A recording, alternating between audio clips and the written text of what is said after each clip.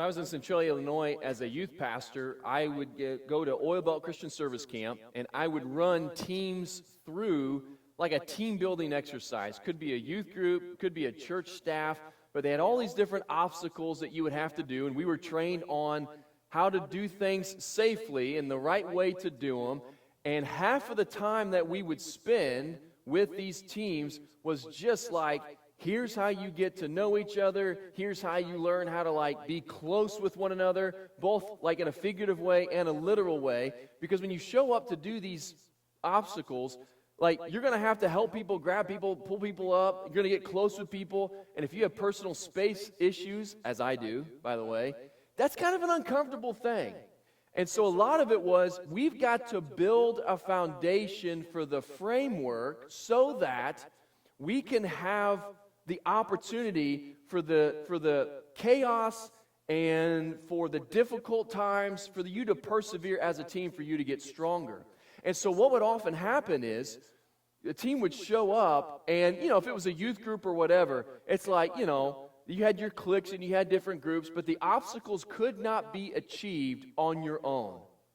You could not execute them and be like, well, I'm going to be the star of my team and finish them all. The way that the obstacles were designed, it was impossible to actually get through it on your own. You had to go through it with your team. It couldn't be a one-man show. You had to help each other make it through.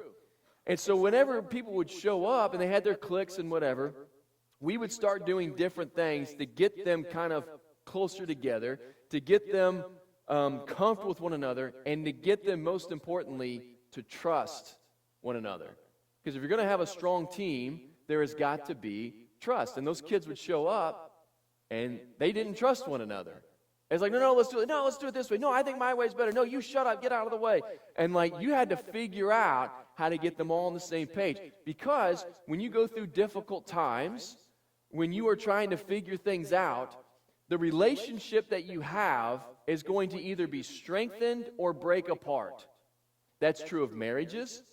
If you don't have a strong marriage to begin with, and you don't have a good relationship to begin with, what you're going to find over time is difficult times are going to break you apart as opposed to push you together. In the same way, you have a basketball team. If you don't have a good foundation, good team chemistry, when the game gets out of control or you start to lose or things start to go away, you're going to find yourself, that team's going to start breaking apart and fighting with one another, as opposed to become stronger and grow stronger together. So you've got to have a good foundation, a good relationship. You've got to have good trust on the front end so that when adversity comes, it strengthens the relationship as opposed to pull it away. Now, as we launch a brand new teaching series today called Plot Twist, we're covering the life of Joseph.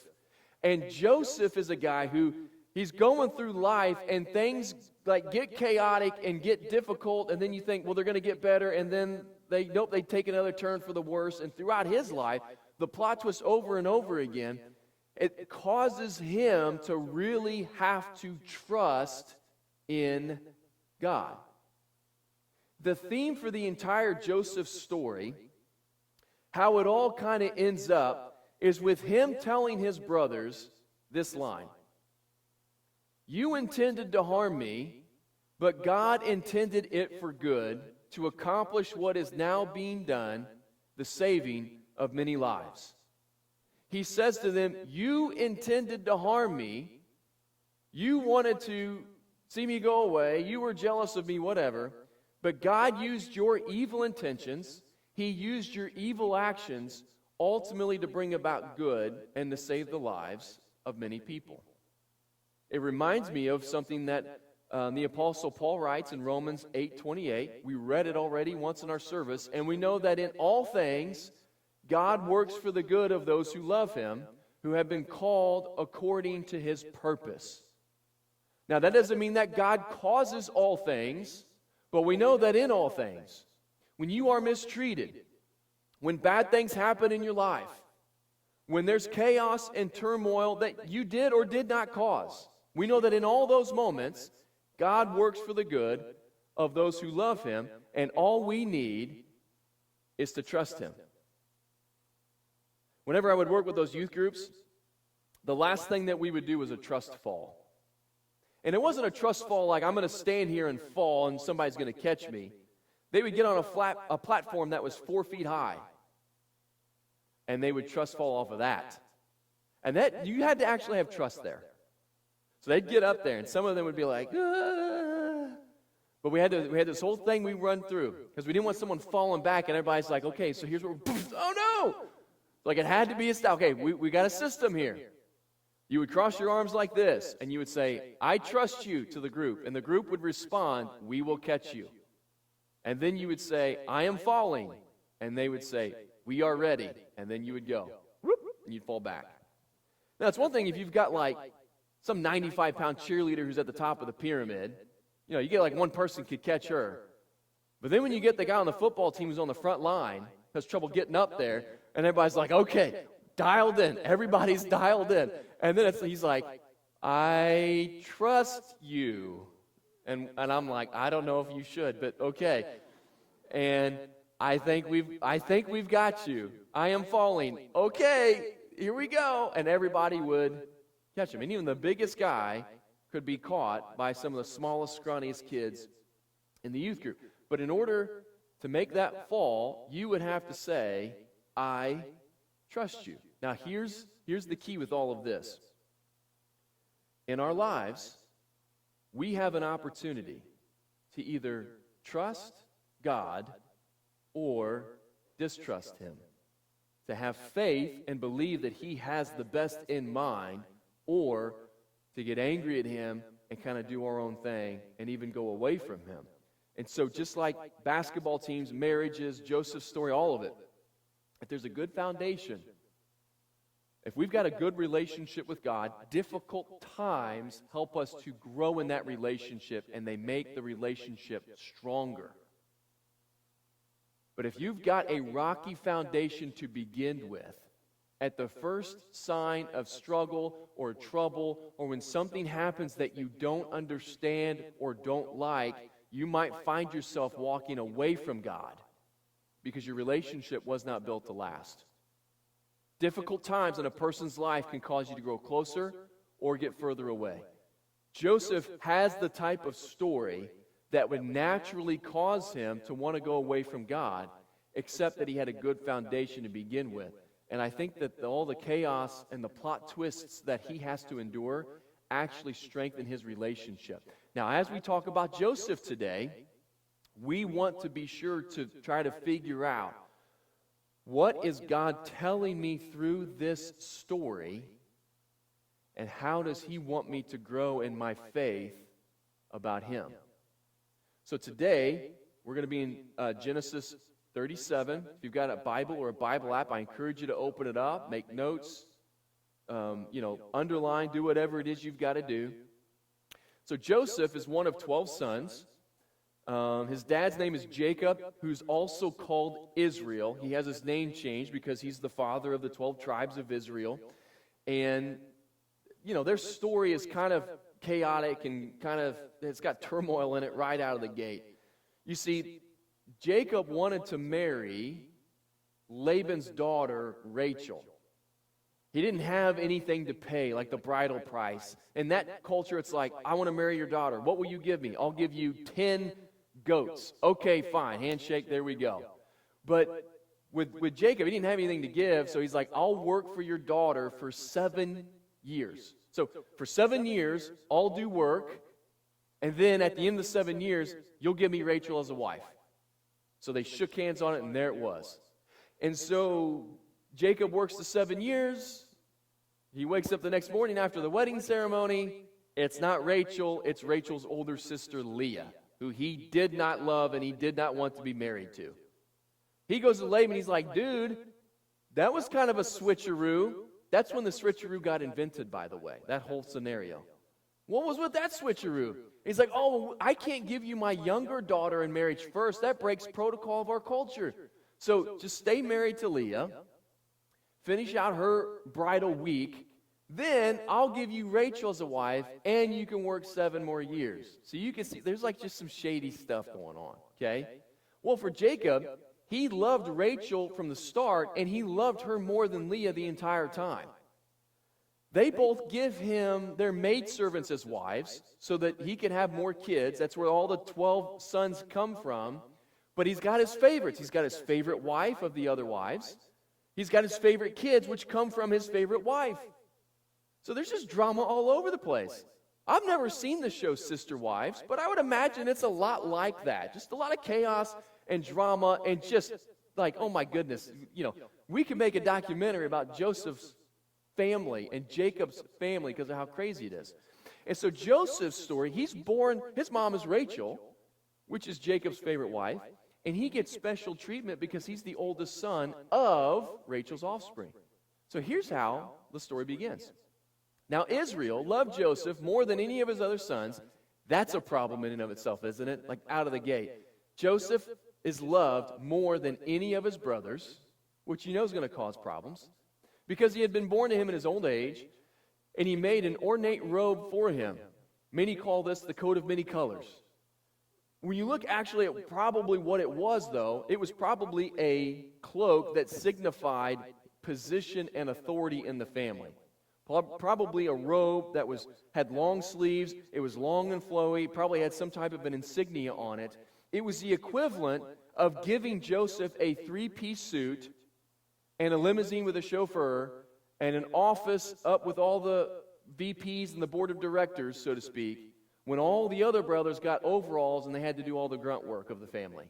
Like basically Jacob is telling everybody with the robe that he gets Joseph, this guy's going to take care of the family after I'm gone. Very Godfather-ish, isn't it? Like, I'm going to hand off the family business over to Joseph. And when his brothers saw that dad loves Joseph more than any of them, they hated him, and they could not speak a kind word to him. Now, there's always this dynamic in families, isn't there? This tension between brothers, not speaking a kind word, but they literally have a case to not like Joseph. Then Joseph has a dream. He was the first one to say, I have a dream. Martin Luther King stole it from him. So he has a dream. And when he told it to his brothers, they hated him all the more. You're going to see a theme here. He said to them, listen to this dream I had. We were binding sheaves of grain out in the field when suddenly my sheaf rose up and stood upright, and your sheaves gathered around mine and bowed down to it. Well, that's a very audacious thing to say, isn't it? To your older brothers. Older brother says it. Younger brothers get mad. It's like, hey, shut up, I'm going to punch you. Younger brother says it. Older brothers around. You're not in a position of power. You're not bigger or stronger than any of them. And there's a lot of them. They're all bigger and stronger than you. So guess what they say? Do you intend to reign over us? Will you actually rule us? And they hated him all the more because of his dream and what he had said. And to make matters worse, he has another dream that has the same theme to it. And he says to them, listen, I had another dream. And if I was Joseph's friend, I'd be like, Joseph, just stop with the dreams. Like, don't tell them anymore. They hate you enough as it is. Can't you feel the tension in your family? It's like you're pouring salt into a wound. You got the cloak. You get to sit in all the board meetings that your dad has with all his guys. Like, it's enough. Just stop with the dreams. But he goes on. He says, I had another dream. This time the sun and the moon and 11 stars were bowing down to me. Now dad gets involved. When his dad hears this, he rebuked him. And he said, what is this dream you had? Will your mother and I and your brothers actually come and bow down to the ground before you? His brothers were jealous of him, but his father kept the matter in mind, which means his dad's just a little more poised. He rebukes him. I think he can see the tension. Like, hey, this isn't good. Don't be sharing these dreams with your brothers. And do you actually think that your mom and I are going to bow down to you as well? But after he says that, he keeps the matter in mind, which means he's just processing and contemplating, trying to figure out, well, why would God give Joseph this dream? Or maybe even did God give Joseph this dream? But his brothers, they were jealous of him, and they hated him about as much as they could hate him. He's their own flesh and blood, but they hate him like, they would their worst enemy. Now, Joseph's story, there's an interesting dynamic there because he's obviously the favorite son. And one time he's out with the herd or the flocks or whatever, and he brings a bad report back to his dad about a few of his brothers. And they had done some things they shouldn't have done, and it kind of makes him, in a way, look like a tattletale. But if he's in line to take over the family business, it's his responsibility to make sure that everybody's in line. So, there's just different dynamics that go on that cause their brothers to hate him. Well, one day, they take their flocks out, and they are trying to find, a place to let them graze. And they're eating up all the food that's around them, and so they just keep going. But they say, hey, we're going to go to Shechem, and we're going to let our animals graze there. Well, Shechem's like a 50-mile trip. It's like, how many green pastures did you pass on your way to Shechem? There's just something off about the whole thing. And then you read before, in the kind of the Jacob narrative, that two of his sons massacre all the men in Shechem because of something they did to their sister. So they murder all of them. So there's some bad blood between the sons of Jacob and the people of Shechem. Why are you going back there? There's something else going on. And Dad says, Joseph, I need you to go check on your brothers. Report back to me. Like one of those things. Like, hey, make sure you tell me if anything's going wrong, because then I can come and deal with the situation. So Joseph goes to 50 miles. He ends up getting to the area around Shechem. He's walking around, and he's looking for his brothers. Some guy sees him and says, hey, what are you looking for? I'm looking for my brothers. Have you seen them? Oh, I heard them say, let's go to Dothan. So they went 13 miles away. He's like, oh, okay, I'll go there. So he walks another 13 miles. And from a distance, his brothers are there. They've got their camp set up. They've got the flocks, and they're all taken care of. And they can see, that looks like Joseph coming up. I think it is. There's that stupid coat Dad gave him. Yep, he's wearing it. Oh, look at that strut. Yep, that's Joseph, all right. That's the way a favorite son walks. And they start getting chippy. They start getting angrier and angrier and angrier. So finally they're like, you know what we should do? We should kill him. Yeah, that's what we should do. Now, you thought your family had problems and drama. You thought your sons or whatever didn't get along. They're plotting to kill their brother. Reuben steps in. He's like, whoa, guys. Let's not kill him. Let's not shed his blood, because then we're guilty of something. Let's just take him and throw him in one of these cisterns here. Now, Reuben had the idea, I think, and it doesn't specifically say this, but I think we're going to throw him in here, and when we move on, I'm going to come back and rescue him, take him to Dad. I know Joseph's already the favorite, but if I can be like the number 2 on the scale or on the pecking order, that'd be a good spot to be. Joseph, when he takes over the family, he'll probably treat me and my family kindly. This is a win-win for me. Kind of breaks me apart from all these knuckleheaded brothers of mine, but it sets me up for success. So Reuben is away for this next conversation. So there Joseph, he's probably calling out, help me! Guys, what are you doing? Help me, get me out of here. And they're like, shut up. They're probably throwing rocks at him or whatever. And then they notice a caravan going by. And they're like, you know what? It's Judah. Judah's in the bloodline of Jesus, by the way. Judah has an idea. And here's what his bright idea is. What will we gain if we kill our brother and then cover up his blood? Come, let's sell him to the Ishmaelites and not lay our hands on him. After all, I mean, look at what a stand-up guy Judah is. After all, he is our brother, our own flesh and blood. Wouldn't that be the good thing to do, to sell him into slavery? No, by the way. He's trying to make it sound like, guys, we should probably have some brotherly love. Instead of murdering him, let's sell him into slavery, and then we get actual money from the whole exchange. So we're going to sell him into slavery, and they're going to split 2 years' worth of wages among the 10 of them, because Reuben's gone. And it's like, all right, we got some banks on our way back. We've got like a 60-mile trip back. We can stop in different villages, spend our money, do whatever we want. Like, this is going to be good. So now we get rid of our brother. We don't shed his blood, so his guilt's not on us. And we get paid 2 years' wages. We get to divide up evenly. Win, win, win. So that's what they do. They sell him into slavery. Can you imagine Joseph's like, they're like, all right, Joseph, here, we're going to get you out.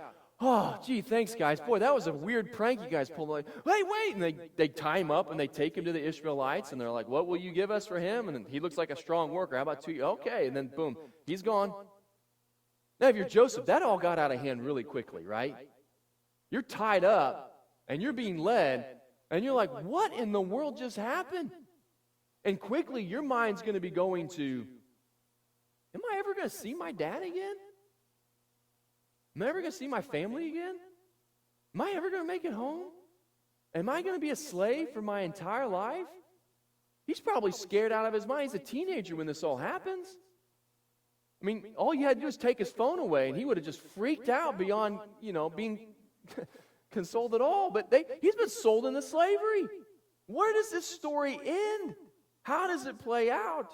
He's probably got all these different questions as he's moving through. And then so his brothers, they took his cloak. They kind of tore it up a little bit. They poured blood on it. Then they eventually, when they make it back home, they're like, hey, Dad, we found this in the field when we were grazing. Is this your son's? They don't even say, is this our brother's? They say, is this your son's little 3-piece suit that you bought him so he could go to all the meetings and look really important? Dad looks, recognizes it is. He tears his clothes, which is a sign of mourning, puts on sackcloth. He sits, and he refuses to receive any ministering or any counseling from me. He's like, no, leave me alone. I'm depressed. My son is dead. I shouldn't have sent him out by himself. What was I thinking? I should have sent people with him. I should have kept him here with me and sent someone else in his place. And he's playing the guilt game, I'm sure. He's angry at the situation. Jacob is probably angry at God as well, that you took my son away. And the whole time he's probably thinking, now what did those dreams mean? If my son's just going to be devoured by an animal in the wilderness, what did those dreams mean? Like, what did God have in store for my son? And now it's all been taken away. And then for Joseph, so Joseph is enslaved. He's marching with his caravan. They're giving him just as much food and water to keep him upright so that he can walk and transport himself as he's tied up. And he's probably thinking about the dream. He's probably thinking about, why did Dad send me? Why did I go? Who was that person in Shechem that sent me to my brothers? And he's probably thinking things like, and if there really was a God looking out for me, then he would have protected me through all this. He gave me the dreams which made my brothers madder at me. Then my dad sends me off by myself. Then a guy tells me where to go. Then my brothers get this bright idea. It's almost like God was pushing my story down this path. And I can only imagine that Joseph felt betrayed, that he felt angered, that he was frustrated, that he felt unloved by God. Have you ever felt that way before? You ever felt far from God because your circumstances, it's like, what did I do to deserve this? Joseph's like, what did I do to deserve this? That this would happen to me. I've not done anything wrong. Yeah, I told my brothers about my dreams, but I didn't plant that dream in my head. I didn't make myself the coat. I didn't trick my dad into making me his favorite. Like, all that stuff just happened to me, and now it's like I'm being punished for something that I didn't have anything to do with. So the brothers are trying to help Dad feel better. Meanwhile, for Joseph, the Midianites sold Joseph in Egypt to Potiphar, one of Pharaoh's officials, the captain of the guard. Potiphar, as the captain of the guard, is like the captain of the secret service in Egypt. He's got to be wealthy, because if you're Pharaoh and you've got a guy in charge of finding soldiers to protect you, you're going to make sure that guy's well paid, so nobody can buy him off.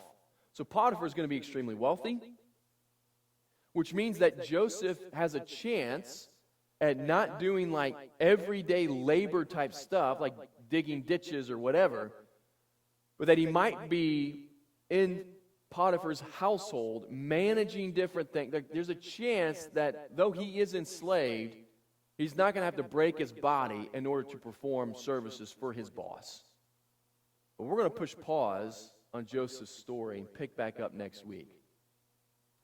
Here's the thing I want to focus in on today. The idea of faith, and the idea of trust in God, even when things aren't going your way. So in Joseph's story, he was given the dreams, which made his brothers hate him more. His dad sent him. Some person, and some people think it was an angel. The guy in Shechem who points Joseph, like, details in the Bible aren't just random. They're always included for a purpose. It's like God was sending him to his brothers. And then he was sold into slavery. And it's like, now how is that fair? How is that right? What did Joseph do to deserve any of that? And I wonder if Joseph had trouble with faith and trusting in God in those moments. But the thing about God is he's not in the world like we are. He doesn't see events like we do. He sees outside of it. Now, I don't know what was going to happen to Joseph if God wasn't there intervening. But what happens if God can see down the road and he can see that his brothers are just going to kill him anyways? And that he's going to have his life taken. And it's going to be a brutal murder. And so he orchestrates this to save him. He ends up being enslaved and going to Potiphar's house. What if there's God's like, I know I'm going to take you on a rocky road, but it's better than the cliff you were going to drive off of if I hadn't have intervened. There are times in your life where things are going really bad and you're like, God, how could you possibly be up there allowing this chaos to happen?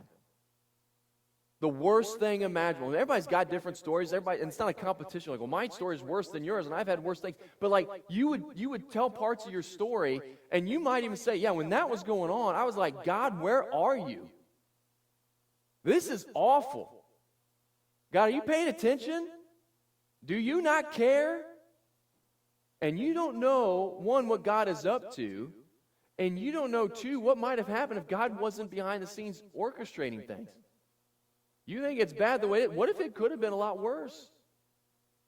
But here's where we need to get when it comes to our relationship with God. I think when you read the Psalms and you become angry at God, you're allowed to say, God, I'm angry. When you're frustrated, God, I'm frustrated. I don't get this. Help me get this. If you feel alone and unloved by God, you need to tell him that. God's got broad stroke. He's not going to ever have his feelings hurt. He wants you to communicate everything that's going on in your heart. He wants you to tell him. But the place that you and I need to get to is not to be able to explain everything away. Oh, I know why this is happening. I see like Joseph has no idea what's going on. He has no idea where his story ends at this point of the narrative. Clueless. We don't know where our lives are going to end up. We don't know the impact that different situations or circumstances are going to have. It's not our job to know things. It's not our job to understand it. It's not our job to explain it. It's our job to just trust. That we stand there and go, God, I'm falling. God's like, I'm ready. I got you. Here I go. All right. I'm going to catch you. And just say, God's got me. For Joseph, one of the things I think is interesting and oftentimes not stated, the dreams that he had. The dreams did cause extra tension with his brothers. But when you look at the story, it was probably it was heading towards that tension anyway, with or without the dreams. I think the dreams were given to Joseph as a way to almost protect his heart and his mind. Like God shows him where the story ends. And even though circumstances don't look like anybody's going to ever bow down to him, God plants that seed through the dreams so that he can kind of lean into God and hold on to it. So that he can in that moment choose to believe that God is going to do what God has promised he's going to do. And so then at the end of his life, what we open with, he's able to say, you guys intended it for evil, you intended to harm me, but God determined to use it for good and to save many lives.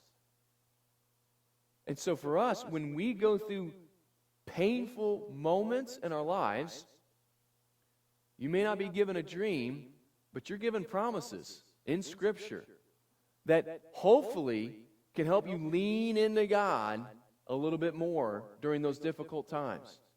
And remember, when the difficult times come, what will cause you to lean in and what will cause you to go away is how you work on your relationship with God whenever moments are not chaotic or difficult. It's important that when things are going fine and when things are easier, that you are growing in your relationship with Him through prayer, through Bible study, through fasting, through meditating on His Word, through serving others, through corporate worship times, that you are disciplined in doing the things that you're supposed to do to grow in your relationship with God, and you will in fact grow in those relationships. But then when chaos comes, it actually strengthens that relationship as opposed to takes you away. James, the half-brother of Jesus, says at the beginning of his letter, "Consider it pure joy, my brothers, when you face trials of many kinds, because you know that the testing of your faith will build up perseverance." That whenever we feel like we're confused and we're hurt and where is God, your faith grows more in those moments of adversity than they do in the easy times and the times where you feel the most blessed. I've heard a lot of coaches say about their team, like a team that's undefeated deep in the season, it'd probably be good for us to lose a game or two, to learn through pain and loss how to get through things. But if you kind of just win, things become easy. Like a Gonzaga, they go into the tournament with only a couple of losses, not a lot of tough competition, and they get beat out of the tournament a lot of times because they haven't faced adversity like they're going to face. God's like, man, your life, you're going to get beat up. You need strong faith, and nothing builds up your faith stronger than adversity. And what's more important to God than life being easy for us and for us being comfortable all the time is that our faith in Him grows. It makes me think of Adam and Eve. You guys know Adam and Eve? Non-Christians know who Adam and Eve. Yeah, the first two people ever created. God created Adam first, then took part of his rib, created Eve. Adam and Eve had how many commandments in the Garden of Eden? And one. They didn't have the 10 Commandments. They didn't have the Torah. They didn't have the 500 and whatever commandments that the Jews ended up with when Jesus showed up. They had one. Don't eat of the tree of knowledge of good and evil, for if you do, you will surely die. The death that God talked about wasn't an immediate physical death. It was an eventual physical death and an immediate spiritual death. Then the serpent comes, and he starts talking to Eve.